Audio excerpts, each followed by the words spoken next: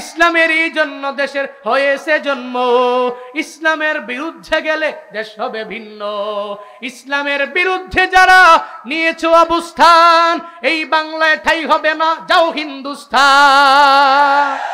জোর কদমে সামনে চলো, বজ্র কণ্ঠে আওয়াজ তুলো, সবে মিলে একই তালে দাও না স্লোগান, নারায়ে তাকবীর।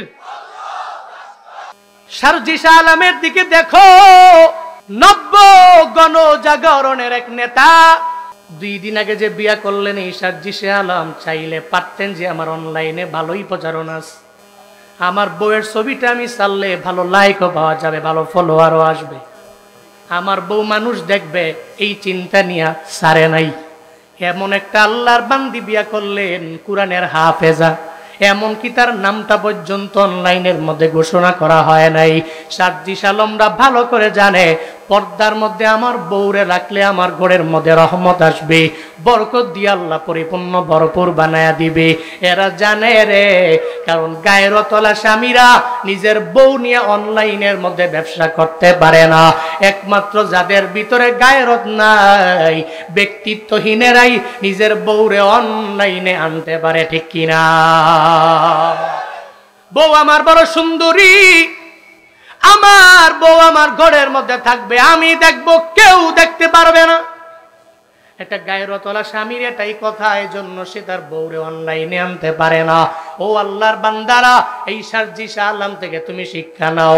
তুমি যে বিয়ে করার পরে বউয়ের ছবি ফেসবুকের মধ্যে দাও, ইউটিউবে দাও, আবার এখন তো একটা ট্রেন্ডিং আমার দেশের মধ্যে হয়ে গেল, যখন দেখে নিজের ভিডিও মানুষ বেশি দেখে না, তখন একটা বিয়া করে বউটারে ঘরের মধ্যে আনে, এরপরে 2 জনে মিল্লা ভিডিও বানায়, আর এই ভিডিও মিলিয়ন ভিউজ হয়। ও মনে মনে ভাবে এটাই তো আমার ইনকামের প্রথম জায়গা, প্রথম খাত। কয়েকদিন পরে আবার একটা বাচ্চা আসে, এরপর ওই বাচ্চাটার প্রতি মাসে মাসে বার্থডে উদযাপন করে। এমন কাপল ব্লগার আমগো দেশে আছে নানা। স্পষ্ট বউ ব্যবসায়ী আছে নাই? কিন্তু গায়রতহীনরা এটা করতে পারে, যার ভিতরে বিন্দু মাত্র পরিমাণ ব্যক্তিত্ব নাই। যার ভিতরে ব্যক্তিত্ব আছে, সে জীবনে কোনোদিন তার বউকে অনলাইনে আনতে পারে। আর হিজাবের সম্মান, নিকাবের ভিতরে সম্মান, পর্দায় নারীর সম্মান, ঠিক কিনা? আল্লাহ আমার মা বোনদেরকে হিজাব, নিকাব, পর্দা মেনটেন করে চলার তৌফিক দান করেন। আরো জোরে পড়েন আমিন। ডক্টর আফিয়া সিদ্দিকার দোষ কি? কোনো রিজন নাই। দোষ হলো সে মুসলিমা নারী। দোষ কি? তার দোষ হলো কেন সে নিকাব পরে চলে। দোষ কি? কেন হিজাব পরে, এটাই বড় দোষ।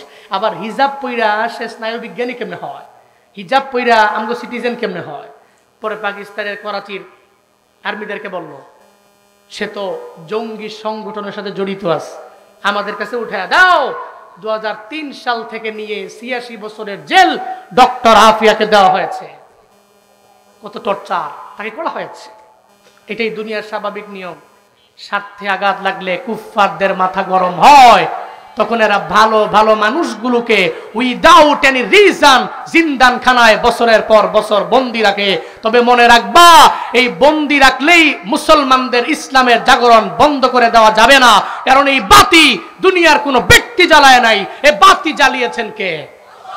আরো জোরে বলতে হবে কে? একজনের জবানকে বন্ধ করা যায়, কিন্তু তার ব্যাকগ্রাউন্ডে আরো 10 জন তৈরি করে দিতে পারে কে? বন্ধ করা যায়। এই জন্য ডক্টর আফিয়ার বোন গত বছরে একটা সাংবাদিক সম্মেলনে উনি সাংবাদিকদের জানায়া দিল, বোনের দরবারে একদিন আমি গেলাম, আর যা বললাম, বোন আমার, তোমার উপরে টর্চার করা হয়েছে আমি জানি, তবে কি পরিমাণ টর্চার করা হয়েছে আমার একটু বলো না। বোনরে জানায়া দিল, বোনরে, দুনিয়ার এমন কোনো শাস্তি নাই যে আমারে দেওয়া হয় নাই। আমার মুখ থেকে যতগুলা দাঁত আছে প্লাসের মাধ্যমে উঠায় দেওয়া হয়েছে। দেখবেন আগের চেহারাটা দেখতে কেমন, এখন চেহারাটা দেখতে কেমন রে বাবা। আপনি দেখার পরে যদি খাঁটি মুসলিম হন, চোখের পানি আপনি ধরে রাখতে পারবেন না। ডক্টর আফিয়া বলে, বোন আমার, একদিন টর্চার করতে করতে করতে করতে যখন আমারে দুর্বল বানায় ফেললো, আমি ঘুমের ঘরে যখন ওই জিন্দানখানায় গেলাম, আমি তাকায়া দেখি স্বপ্ন যুগে আমার মায়ার নবী হাজির। ডক্টর আফিয়া বলে, আমি বললাম, ও পয়গম্বর, কি দুঃখ আমার কপালে, কোনো কারণ নাই, কোনো কারণ ছাড়া এই জিন্দানখানার মধ্যে আমারে বন্দি করে দেওয়া হলো, কোনো কি কারণ আমার, কি দুঃখ আমার? মায়ার নবী বলছে, আফিয়া, দুঃখ তো আমি তোমার জন্য করি না, তোমার কপালে দুঃখ না, দুঃখ আমার 200 কোটি উম্মত মুসলমানের জন্য, যারা আজ পর্যন্ত ডক্টর আফিয়ার পাশে দাঁড়াইতে পারে নাই। জুনায়েদ আল হাবিব গোপালগঞ্জের কাশিয়ানির বেশপুর থেকে বলে গেলাম, রে বাপ, হাসরের ময়দানে ডক্টর আফিয়া যদি দাঁড়ায় যায়, আল্লাহকে যদি বলে, আল্লাহ গো, আমার কোনো অন্যায় নাই, কোনো অপরাধ আমার নাই, কোনো অপরাধ ছাড়া আমারে জিন্দানখানে এতটা বছর আমারে টর্চার করলো, আমারে শাস্তি দিয়া দিল, 200 কোটি মুসলমানের 57টা মুসলিম রাষ্ট্রের শাসকেরা আমার পাশে দাঁড়াইতে পারে নাই। আল্লাহর কসম একবার, আল্লাহর কসম দুবার, শতবার করে বলে গেলাম, রে বাবা, ওদিন যদি বিচার দেয়, আমরা সবার জবান বন্ধ হবে, একটা জবাবও আমরা দিতে পারবো না, ঠিক কিনা? ডক্টর আফিয়া সিদ্দিকার মতো ইমানদার হইও। এমন ইমানদার হতে গেলে দেখবা, হকের কথা বললে তোমার ব্যাকগ্রাউন্ডে অনেক দুশমন দাঁড়ায় যাবে। মায়ার নবী 40 বছর পর্যন্ত ভালো, এরপরে আমার মায়ার নবী তাদের কাছে আর ভালো না। নবীজি দাওয়াত দিতে লাগলেন, আবু জাহাল, উতবা সাহেবারা আমার নবীর কথাও শুনতে রাজি না, বরং কানের মধ্যে আঙ্গুল দিয়া রাখে। নবী সাহাবায়ে কেরামদেরকে লইয়া যখন আমার মায়ার নবী হেরামের পাশে নামাজের মধ্যে দাঁড়ায় যায়, উটের নারী বুড়িগুলো পর্যন্ত আমার মায়ার নবীর উপরে চাপায়া দেয়। নবীর মনটা বড় খারাপ, চোখের পানি ফালা ফালা মায়ার নবী কান্না করে উদ্বিগ্ন হয়ে গেল। আল্লাহ কয়, জিবরাইল রে, আমার মায়ার নবী চোখের পানি ফালা কান্না করবে, মানতে পারি না। সূরা ইনশিরা নিয়ে আমার মায়ার নবীর দরবারে যাও, নবীরে গিয়া জানায়া দাও, চিন্তা করার নবীর দরকার নাই, আমি আল্লাহ যারে চাই তার বক্ষটাকে ইসলামের জন্য আমি আল্লাহ কবুল করে নেই, আমি আল্লাহ যারে চাই না তার বক্ষটা ইসলামের জন্য কবুল হবে না। আলাম নাশরাহ লাকা সাদরাকা ওয়া ওয়াদানা আনকা ওয়াজারাক আল্লাযী আনকাযা যাহরাকা ওয়া রাফা'না লাকা যিকরাক। চিল্লা পড়া যাবে আল্লাহু আকবার, আরো জোরে আল্লাহু আকবার। আল্লাহ পাক বলেন, আলাম নাশরাহ, আমি কি প্রশস্ত করে দেইনি, লাকা সাদরা, আপনার জন্য আপনার বক্ষ আমি আল্লাহ কি প্রশস্ত করে দেইনি? কে প্রশ্ন করেন? কে প্রশ্ন করেন? কারে করেন? বুঝলেন? আল্লাহ প্রশ্ন করছেন, আমি কি আপনার জন্য আপনার বক্ষটাকে প্রশস্ত করে দেইনি? আপনি তো ব্রড মাইন্ডেড। আপনার এই সিনা থেকে, আপনার এই বক্ষ থেকে আমি ছিঁড়ে ভিতর থেকে হৃদয়টাকে বের করেছি। কেউ বলেন 2 বার, কেউ বলেন 3 বার, কেউ বলেন 4 বার, যেটাকে বলা হয় শক্কে সদর, শরহে সদর। 4 বছর বয়সে আল্লাহ নবীর কাছে পাঠিয়েছেন প্রথমে, এরপরে মেরাজে নেওয়ার আগে, কোন সময়? মেরাজে নেওয়ার আগে জিব্রাইল এবং মিকাইল 2 জনে আসছেন, আয়েশা নবীরে ঘুম থেকে জাগায় উম্মে হানির ঘর থেকে নিয়ে বের করে হেরেমের পাশে বসায়া হাতিমে কাবার পাশে নবীর ভিতর থেকে বক্ষটা ছিঁড়া ভিতর থেকে হৃদয়টাকে বের করলেন, বের করে একটা পেয়ালার মধ্যে রাখলেন, আরেকটা পেয়ালায় ঈমান আর হিকমত রাখলেন। এক পেয়ালায় বক্ষ থেকে বের করে হৃদয়টাকে রাখলেন, আরেকটা পেয়ালায় রাখলেন ঈমান আর হিকমত। আরে ঈমান আর হিকমত রাখলেন কেমনে? যদি মনের মধ্যে প্রশ্ন জাগে, তাহলে ঈমান তো ধরা যায় না, ধরা যায়, ছোঁয়া যায়, স্পর্শ করা যায় না, হিকমত ধরা যায় না, ছোঁয়া যায় না, স্পর্শ করা যায় না, তাহলে এটা খুইলা বাটির মধ্যে রাখলেন কেমনে? গোপালগঞ্জের মানুষের মধ্যে যদি প্রশ্ন জাগে, তাহলে উত্তর হলো, আপনার জ্বর উঠে না? জ্বর উঠলে জ্বর কি দেখা যায়, ছোঁয়া যায়, ধরা যায়? ডক্টরের কাছে যাওয়ার পরে ডক্টর জানায়া দিল থার্মোমিটার লাগায়া, এই তোমার বডির মধ্যে 98 ডিগ্রি, 99 ডিগ্রি, 100 ডিগ্রি সেলসিয়াস তাপমাত্রা, এতটুকু জ্বর তোমার বডির মধ্যে আছে, তাহলে জ্বর দেখাও যায় না, ছোঁয়াও যায় না, ধরাও যায় না। থার্মোমিটার লাগাইলে বলা যায় বডির মধ্যে কি পরিমাণে জ্বর আছে। গোপালগঞ্জের মুসলমান, ইমান ধরাও যায় না, ছোঁয়াও যায় না, স্পর্শ করাও যায় না, হেকমত ধরাও যায় না, ছোঁয়াও যায় না, ধরাও যায় না। তবে আল্লাহর এমন কিছু ওলি আছে রে, চেহারা দেখলেই বলতে পারে তার ইমান কতটুকু আছে, হেকমত কি পরিমাণে আছে। আউলিয়ায়ে কেরাম ছাড়া জীবনে কোনোদিন এটাকে কেউ মাপতে পারবে না, ঠিক কিনা? আউলিয়ায়ে কেরাম ছাড়া কেউ মাপতে পারবে না। তো বলতেছিলাম, ইমান হেকমত রাখলেন, হৃদয়টাকে রাখলেন পরিষ্কার করে, জমজমের পানি দিয়া ধুয়া নবীর ভেতর থেকে সমস্ত ময়লা রক্তপিণ্ড বের করে যে সিনা চাক করেছেন আল্লাহ সূরা ইনশিরার 1 নম্বর আয়াতে, সেটা বলেছেন, আমি কি আপনার বক্ষটাকে ইসলামের জন্য প্রশস্ত করে দেইনি? চিল্লা কি পড়া যাবে মারহাবা? আরো জোরে পড়া যাবে সুবহানাল্লাহ? আমি আপনার বক্ষটাকে প্রশস্ত করে দিয়েছি। ফামান ইউরিদিল্লাহু আইয়াহদিয়াহু ইয়াশরাহ সাদরাহু লিল ইসলাম। আল্লাহ পাক বলেন, আল্লাহ যারে চায় হিদায়াত দিয়া দিবে, ইসলামের জন্য কবুল করে নিবে, ইসলামের পথে তারে প্রতীক বানিয়ে দিবে। আল্লাহ তার কলবটাকে, তার অন্তরটাকে, তার বক্ষটাকে আল্লাহ পাক প্রশস্ত করে দেয়। চিল্লায় পড়েন সুবহানাল্লাহ। হযরত বেলালের দিকে দেখো, ওই বেলালের দাম আমার মাওলার দরবারে কম না বেশি? কম না বেশি? কিন্তু আবু জাহালের দাম আমার আল্লাহর দরবারে আছে, আছে। উতবার দাম আল্লাহর দরবারে নাই, সাহেবার দাম আল্লাহর দরবারে নাই, ওয়ালিদ ইবনে মুগিরার দাম রবের দরবারে নাই। কিন্তু হযরতে বেলাল রাদিয়াল্লাহু আনহুর দাম আমার মাওলার দরবারে এত পরিমাণে বেশি নে বাবা। কেন? বেলালের বক্ষটাকে আল্লাহ ইসলামের জন্য কবুল করলেন, আবু জাহালের বক্ষটা আল্লাহ ইসলামের জন্য কবুল করেন নাই। মক্কা মদিনায় উমরা করার জন্য যারা যায়, আপনারা তো দেখলেন রে বাবা, তাওয়াফ করলেন 7 বার, এরপরে গেলেন সাই করার জন্য, সাফা টু মারওয়া, মারওয়া টু সাফা, সাফা টু মারওয়া, মারওয়া টু সাফা, সাফা টু মারওয়া। আপনার 7 বার চক্করের পরে মুআল্লিম আপনারে জানায়া দেয়, এই হাজী 7 বার তাওয়াফ করেছো, এরপরে আবার সাই করেছো, এখন তো মনে হয় ইস্তেনজার একটা চাপ আসছে।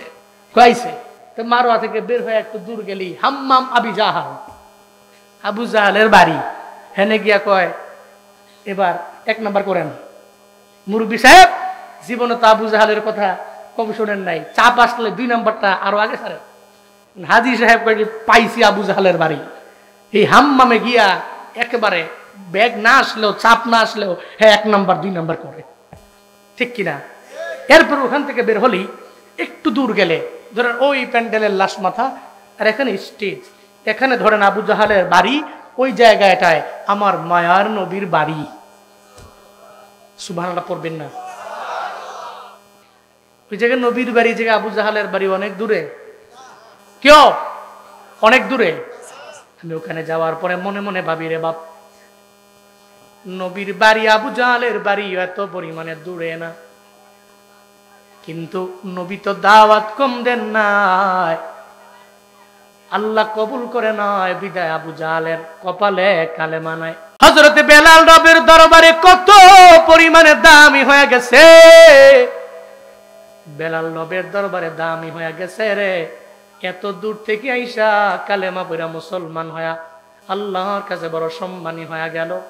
এর মানে বোঝা যায় হেদায়েত যার কপালে থাকে আল্লাহ যারে দেয় সে পায়, আল্লাহ যারে দেয় না, যার বক্ষটাকে আল্লাহ ইসলামের জন্য কবুল করে নেয় না, জীবনে কোনোদিন ওই হিদায়াত নামক দৌলত পাবে না।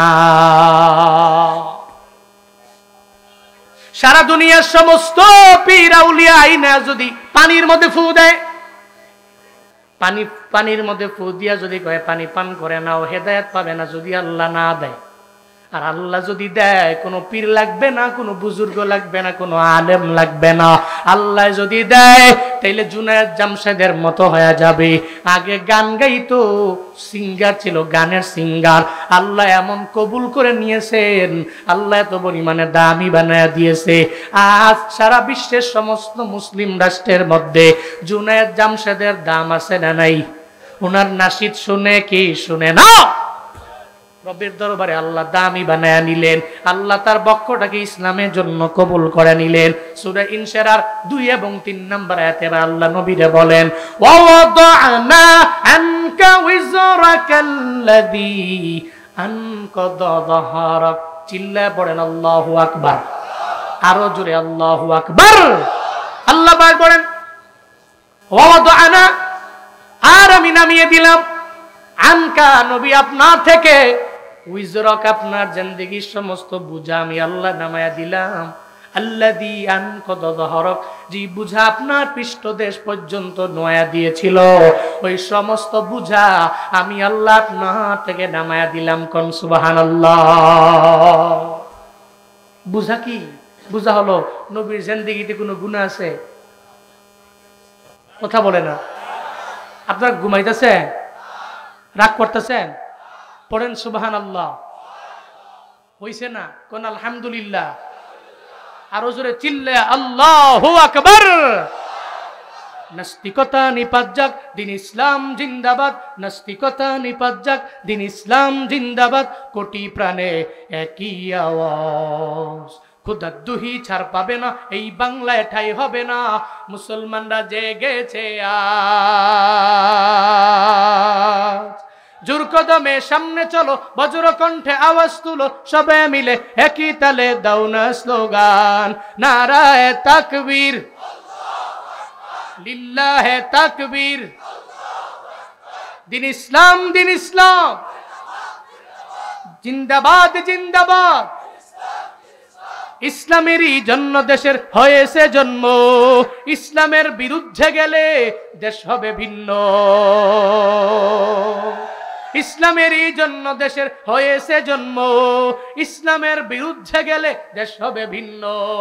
ইসলামের বিরুদ্ধে যারা নিয়েছো অবস্থান, এই বাংলায় ঠাই হবে না, যাও হিন্দুস্তান।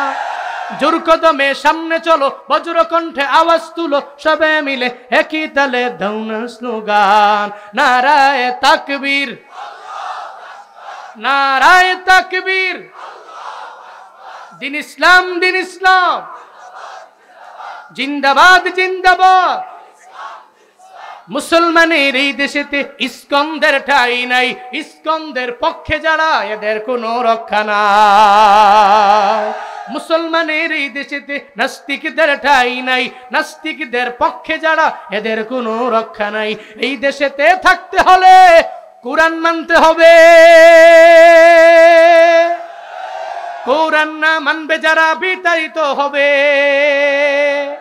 জোর কদমে সামনে চলো, বজ্র কণ্ঠে আওয়াজ তুলো, সবে মিলে একই তালে দাও না স্লোগান, নারায়ে তাকবীর, লিল্লাহে তাকবীর।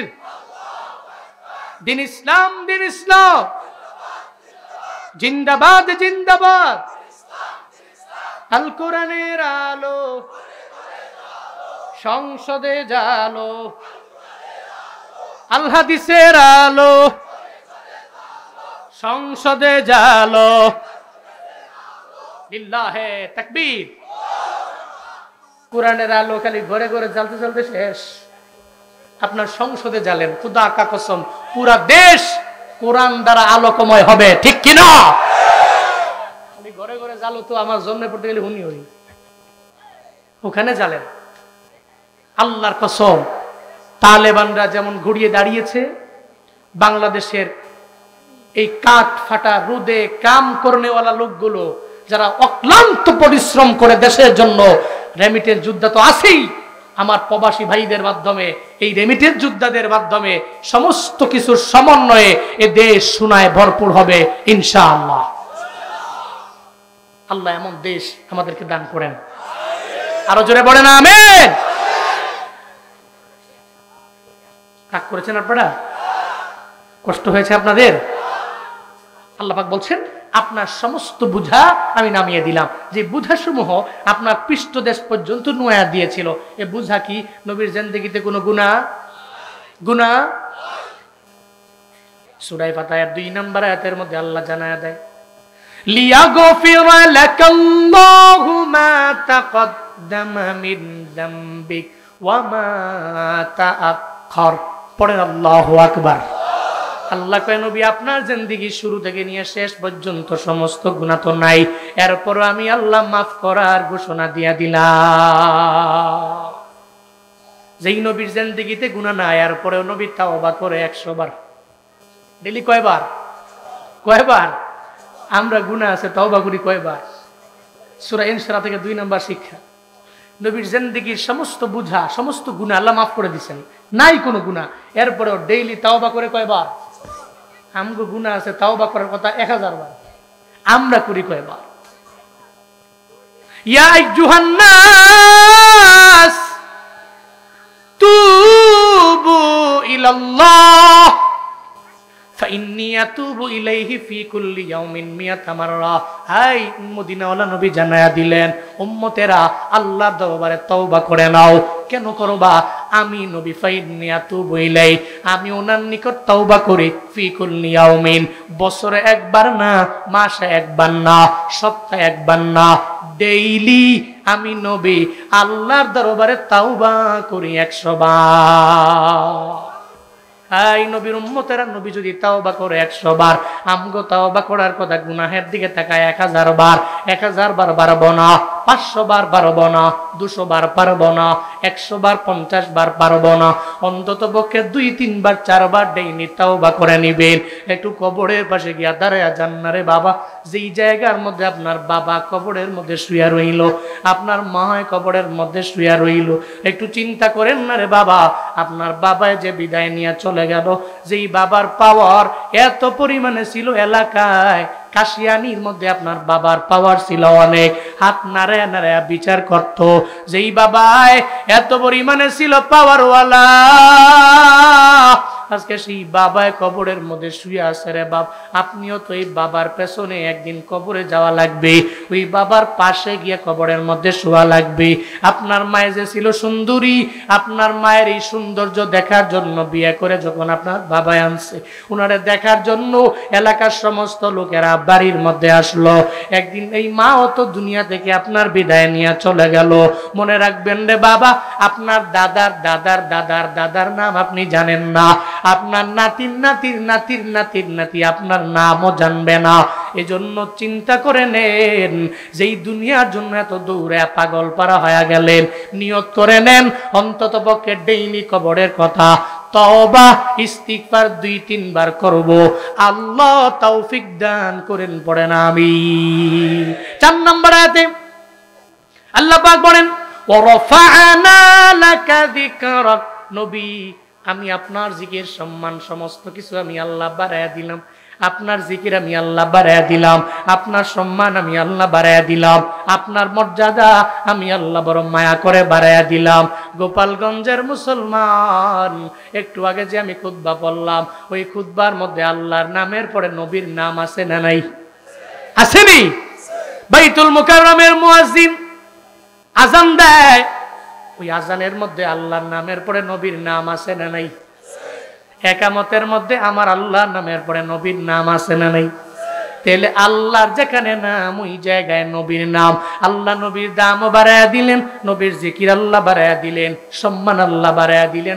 আল্লাহ পাক জানায়া দেয়, ওয়া রাফা'না লাকা যিকরাক, আপনার জিকির আপনার সম্মান আমি আল্লাহ বুলন্দ করে দিলাম। কোন মারহাবা। সব সম্মান মর্যাদা আমি আল্লাহ বাড়ায়া দিয়েছি। শুধু তাই না, আপনার ঘাম মোবারক, আপনার জিহবা লালা মোবারকের দাম আমি আল্লাহ এত পরিমাণে বুলন্দ করেছি। দুনিয়ার সমস্ত মেডিসিন যদি এক পাল্লায় দাও, আর একটা পাল্লায় যদি আমার মায়ার নবীর জিহবা মোবারকে একটু লালা মোবারক দাও রে বাপ, দুনিয়ার সমস্ত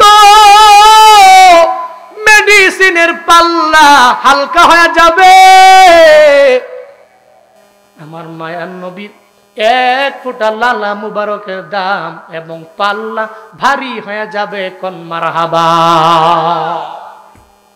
আল্লাহ বলেন সবকিছু আমি আল্লাহ তো আপনার জন্য বাড়াইয়া দিল। فإن مع العسر يسرا إن مع العسر يسرا। নবী হে, দুঃখের পরে আমি আল্লাহ আপনার জন্য সুমহান সুখ রেখে দিলাম। এটাই দুনিয়ার বাস্তবতা। আপনি সুখের সাগরে যাবেন, দুঃখের সাগরে পড়বেন না, হবে না। জুনায়েদ আল হাবিব ধৈরেই জুনায়েদ আল হাবিব না, মুফতি আব্দুল কাইয়ুমুল্লাহ আমার বাজান ধৈরেই উনি এই পর্যায়ে না। জীবনে কত কষ্ট করেছেন, কাছে কাছে থাইকা দেখছি, জীবন পরিশ্রম করলেন, কিন্তু আল্লাহ এখন বড় দামি বানায়া দিল। কারিয়া বুরাইহান দইরাই কারিয়া বুরাইহান না, জুবায়ের আহমদ তাশরিফ দইরাই জুবায়ের আহমদ তাশরিফ না। দেখবেন ব্যাকগ্রাউন্ডে দুঃখের অভাব নাই রে বাবা। এই দুঃখের সাগর পাড়ি দিয়ে দিয়ে কষ্ট করে করে আল্লাহ একটা সময় সুখের সাগরে বান্দারে নিয়ে যায়। কাটাহেরি ক্ষান্ত কেন কমল তুলিতে, দুঃখ বিনা সুখ লাভ হয় কি বহিতে। পদ্ম ফুলান বা কাটার দা খাবে না, হবে না।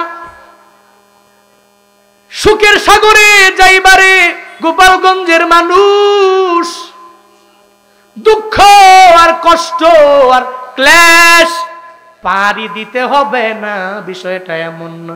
আগে দুঃখের সাগর পারি দেও, এরপরে ধৈর্য আর ইমান নিয়ে যদি অগ্রগামী হয়ে যাইতে পারো, একটা সময় দেখবা সুখের সাগরে তুমি হাবুডুবু খাও। কারণ কষ্টের পরে সুখ আল্লাহ দিবেন, এই ব্যাপারে প্রতিশ্রুতি আল্লাহ দিয়েছেন, ঠিক কিনা? ইন্নামাল উসরি উসরান, ইন্নামাল উসরি উসরা। নিশ্চয়ই কষ্টের পরে কি আছে? কি আছে? সুমহান সুখ আছে। এজন্য ডিপ্রেশন নাই, হতাশা নাই। আমার জীবনে বিপদ আসলে, মুসিবত আসলে অসুবিধা নাই, আল্লাহ তো আছে। দুনিয়ার সমস্ত মানুষ আমাকে ছেড়ে গেলেও আমার পাশে কে? পাশে কে? সমস্ত মানুষ ছেড়ে গেলেও আল্লাহ আমার পাশে আছে। এই চিন্তা নিয়ে অগ্রগামী হন। কষ্টের পরে আল্লাহ সুমহান সুখের সাগরে আমাকে নিয়ে যাবে। এরপরে ফাইদা ফারাগতা ফানসাব ওয়া ইলা রাব্বিকা ফারগাব। আল্লাহ পাক বলছেন, যখন আপনি দুনিয়াবি লাইন থেকে, দুনিয়াবি কাজ থেকে ফারেগ হবেন, ফানসাব, আপনি কঠিনভাবে ইবাদতে মগ্ন হন। দুনিয়াবি লাইনের কাজ শেষ, তখন তো বসে থাকবে হবে না, ইবাদতে মগ্ন হওয়া লাগবে। এক কথায় ওয়া ইলা রাব্বিকা ফারগাব, আপনার রবের দিকে আপনি ঝুঁকে পড়েন, আপনার রবের দিকে আপনি মনোনিবেশ করেন।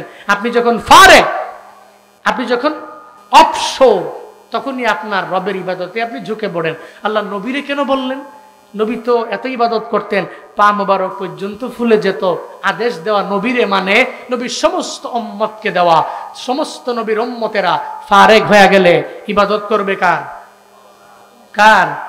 আর ইবাদত করার মুখ্যম সময়টা কোন কাল? নাবালেগ, বুড়া। বুড়া তো আছে ঠিক মতো অজু বানাইতে ঠিক মতো পারে না, যাই বানায় হাত মুখ ধোয়ার পরে হোম মিনিস্টারকে বলে অজু ছুটে গেছে গা, পানিও শেষ, আবার দাও। পরে আবার অজু করে, এরপরে মুখটা ধুয়ে হাত পর্যন্ত গেছে, আবার কয় অজু ছুটে গেছে গা, আবার পানি দাও। ঠান্ডা পানি না, তাও গরম পানি। বাপ, আমি আপনারে বলি, এই যে বুড়া হয়ে গেলেন, চাইলে আপনি জুয়ান কালের মতো ইবাদত করা ইম্পসিবল, কিন্তু জুয়ান কালে ইবাদত করা আপনার জন্য সহজ। এটা আপনি চাইলেই করতে পারেন। আপনি যে ফারেগ হয়ে গেলে ইবাদত করবেন, আপনার ইবাদতটা কোন সময় হবে শিখলাম আজকে। আমার যৌবনকাল ইবাদত করার মুখ্যম সময়। না নাবালেগ না বুড়া, এই দুই হালাতে আমি পারি না, কিন্তু জুয়ান কালে আমি চাইলেই সমস্ত ইবাদত করতে পারি। সারা রাতের 3 ভাগ কইরা 1 ভাগ আমি ইবাদতের মাধ্যমে কাটাইতে পারি। চাইলে আমি ঠান্ডা পানি দিয়ে ওযু বানাইতে পারি, চাইলে আমি দৌড়ে বিভিন্ন মসজিদে যেতে পারি, চাইলে বৃষ্টি দিয়ে আমি হাঁটতে পারি, চাইলে বৃষ্টি দিয়ে আমি ভিজতে পারি। যেটা নাবালেগ অবস্থায় ইম্পসিবল, বুড়া অবস্থায় ইম্পসিবল, তো জুয়ান কালে পসিবল। তাহলে ইবাদতের মুখ্যম সময় যৌবন কাল। নিয়ত করো যুবকরা, যৌবন কালে ইবাদত করব। রাজি আছেন তো ইনশাআল্লাহ? রাজি আছেন তো ইনশাআল্লাহ? আল্লাহ তৌফিক দান করেন, সকলেই পড়ি আমিন। তাহলে সূরা ইনশিরাহ থেকে আমরা কি পেলাম? আমরা কি শিখলাম? 1 নম্বর শিক্ষা হলো হিদায়াত দেওয়ার মালিককে। মালিককে আল্লাহ যারা চায় তার বক্ষটাকে ইসলামের জন্য আল্লাহ কবুল করে নেয়, আল্লাহ যারা চায় না তার বক্ষটাকে ইসলামের জন্য কবুল করে না। শিখলাম আমরা, জানলাম আমরা সূরা ইনশিরাহ থেকে হেদায়েত দেওয়ার মালিক আল্লাহ। 2 নাম্বার শিক্ষা, নবীর জিন্দেগিতে কোনো গুনাহ নাই, এরপরেও নবী তাওবা করছেন শতবার। আমগো গুনাহ আছে, তাওবা করার কথা 1000 বার পারি না, 500 বার পারি না, 100 বার পারি না, 50 বার পারি না, 10 বার পারি না, 5 বার পারি না, 2-3 বার কবরের কথা, তাওবা ইস্তিগফার ডেইলি চালু রাখবো। 2 নাম্বার শিক্ষা। 3 নাম্বার, নবীজির শান মান অনেক উঁচু, অনেক হাই। আমার চলার পথে, আমার বলার সময়ে এমন কোনো কথা আমার জবান দিয়ে বের করব না যে নবীর শান মানই খাটো হয়ে যায়, এমন কথা জীবনেও বলবো না। উল্টা নবীর সমস্ত সুন্নতের উপরে আমি আমল করব। 3 নাম্বার। 4 নাম্বার, সূরা ইনশিরাহ থেকে শিক্ষা হলো, কষ্টের পরে আছে সুমহান সুখ।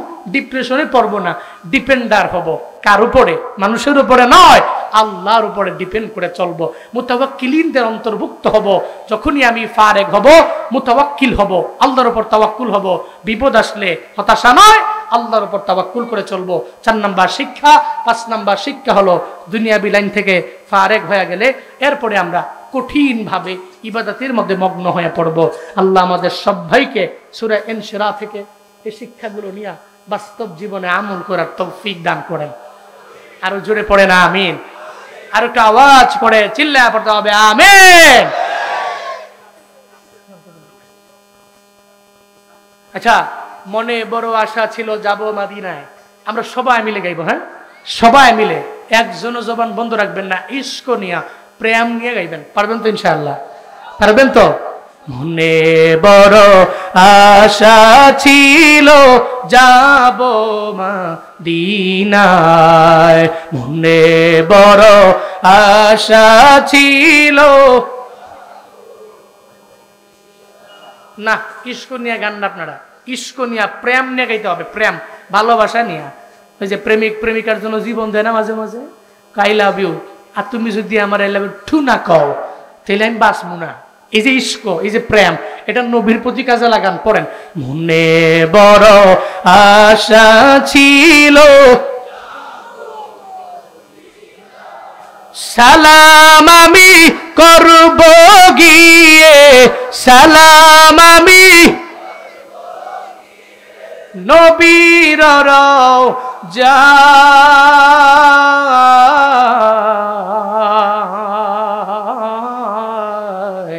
মনে বড় আশা ছিল,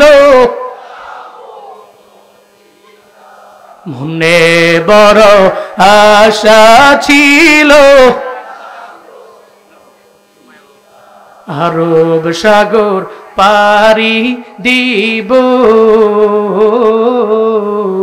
নাই কয় আমার তরি, পাখি নয় তো উড়ে যাব, ডানাতে ভোর করি, আরব সাগর পারি দিব, নাই কয় আমার তরি, পাখি নয় তো উড়ে যাব, ডানাতে ভোর করি। আমার আশায় আছি সম্বল নাই, আশায় আছে করি কিউ পায়,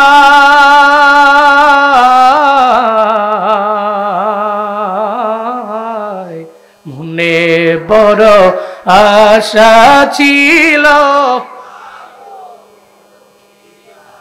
মনে বড় আশা ছিল যাব মদিনায়, মনে বড়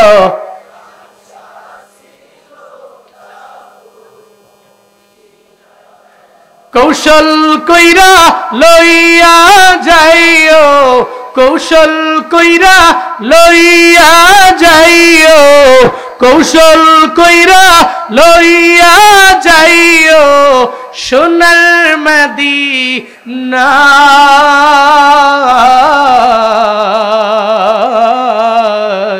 মনে বড় আশা আছে,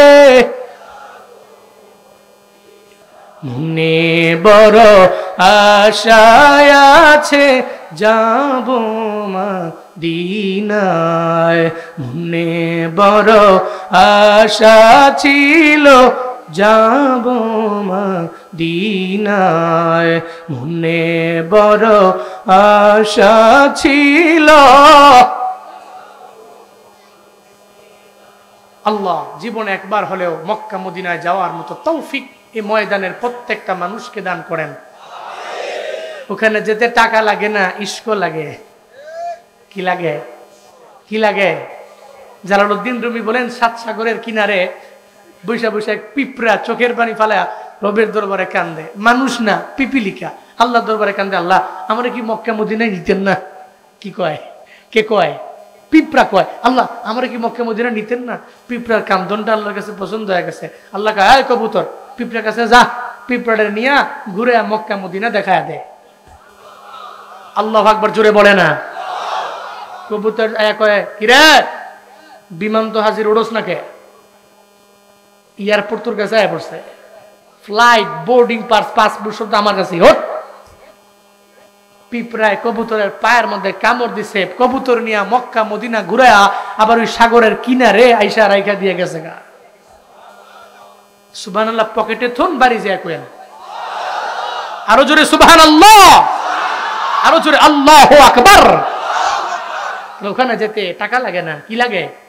ইশক, ইশক লাগে, প্রেম লাগে, ভালোবাসা লাগে, ভালোবাসার সমন্বয় লাগে। খুদা কা কসম, এই ভালোবাসা আপনারা মক্কা মদিনায় নিতে পারবে। আল্লাহ সব ভাইকে নবীর ইশক মহাব্বত অন্তরে রেখে মক্কা মদিনায় যাওয়ার মতো তৌফিক, অন্তত পক্ষে একবার যাওয়ার মতো তৌফিক প্রত্যেককে আল্লাহ পাক দান করেন। সকলেই পড়িয়া আমিন। এই মাহফিলকে আল্লাহ কবুল করেন।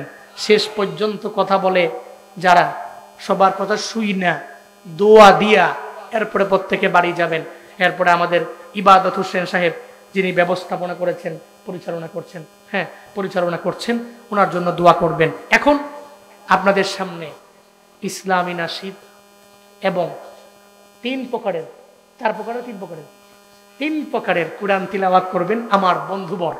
আপনারা যারা অপেক্ষায় অপেক্ষমান ওয়েটিংয়ে আছেন, আমাদের অনেক কাছের, কত কাছের এটা বলে বুঝানো যাবে না, এত কাছের, আমাদের অনেক কাছের, আমাদের প্রিয়, আমাদের কলিজার বিশ্বজয়ী কারি আবু রায়হান আপনাদের সামনে আসছেন। এ মুহূর্তে বিশ্বজয়ী কারি আবু রায়হান।